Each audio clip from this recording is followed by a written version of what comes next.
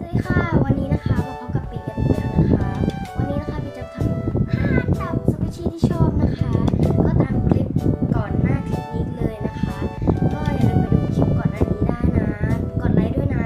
โอเคค่ะเดี๋ยวเราไปเริ่มดูกันเลยเย้อันดับที่5นะคะก็จะเป็นมินิโรยัลซอสนะคะของI Love Sushi หรือว่าสกีแลนด์นะคะแล้วแต่เราจะเลือกแต่เราเลือกสกีแลนด์แล้วกันนะคะเพราะว่ามันคล้ายๆกันนะก็เรามาค่ะมีลายเส้นอยู่ข้างใต้เดี๋ยวให้ลายเส้นนะคะมีลายเส้นนะคะเรื่องของเล่มหน่อยเพราะเราสวยค่ะเ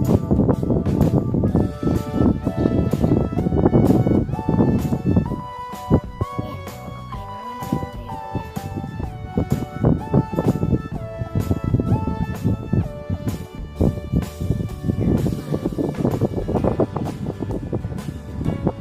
เราก็อ่านให้ออกนะคะว่าลายเส้นอ่านว่าอะไรมันนี่แบบเหมือนเดะข้างหลังมีลายเส้นไม่ใช่ของสันนิษฐานโอเคค่ะไปดูอันดับที่4กันเลยอันดับที่4นะคะเราก็เลือกมาเป็นนี่เลยค่ะเป็นเฟรนช์ฟรายของไซคีแลนด์ค่ะมีโอเคตรงนี้แล้วก็มีลายเส้นข้างใต้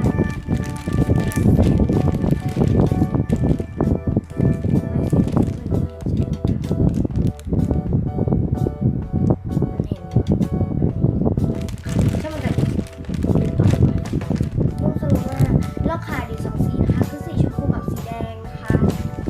คือบางทีอะไรไม่คิดเลยค่ะติดต่อเลย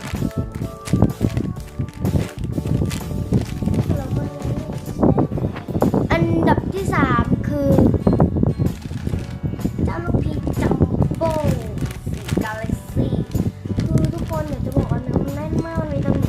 ยากมากแต่เราทำมีตำหนิอะใส่แล้วจะจ้าหน่อยนะหน่อยนี้แหละ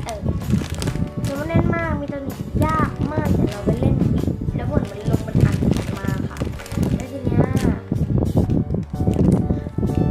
ที่เสียงแหบอาจจะแหบนิดนึงนะคะคือช่วงนี้อากาศฝนจะตกนะคะแล้วก็แน่นจมูกนะคะแล้วก็ขี้เล่นออกมาไปไหนก็ต้องพกยาแก้คัดจมูกไปอันดับที่2คืออันนี้เลยค่ะน่ารักมากเลยเป็นรองเท้าแมวค่ะนี่คือโลโก้ของ I Love Sushi นะคะพีทลืมบอกนะคะพีทเป็นของอีริกนะหลายคนอาจจะรู้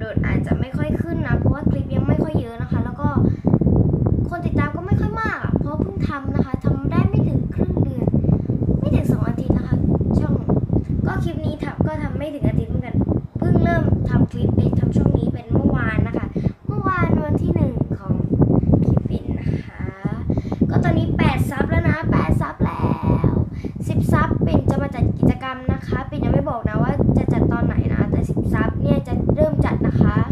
ก็จะแจกตอน10 ซับเลย เดี๋ยวประมาณพรุ่งนี้เดี๋ยวปิดจะมาอธิบายใหม่นะคะว่ากิจกรรมเดี๋ยวปิดจะไปแจ้งกิจกรรมให้นะคะใครที่ยังไม่กดไลค์กดแชร์กด subscribe ฝากกดติด